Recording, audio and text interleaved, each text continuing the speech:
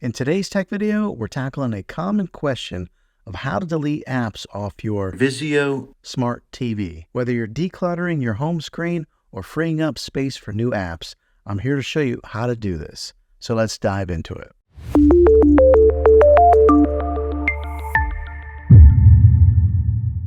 Deleting apps from your smart TV is actually pretty straightforward. Start by accessing the app menu on your TV. Once you're in the app menu, find the app that you want to delete. It may be labeled as apps, applications, or something similar. Next, select the app and look for an option that says delete, remove, or install. This option might be located in a submenu or accessible through a long press on the app icon. A long press is just holding down on the app for 1 or 2 seconds. Once you've found the option, it might ask to delete or move the app.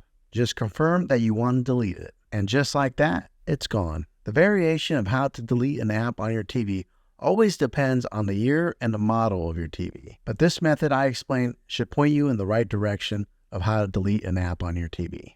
And there you have it. Deleting apps off your smart TV is quick and easy, giving you more control over your entertainment experience. If you found this video helpful, go ahead and click a thumbs up on it.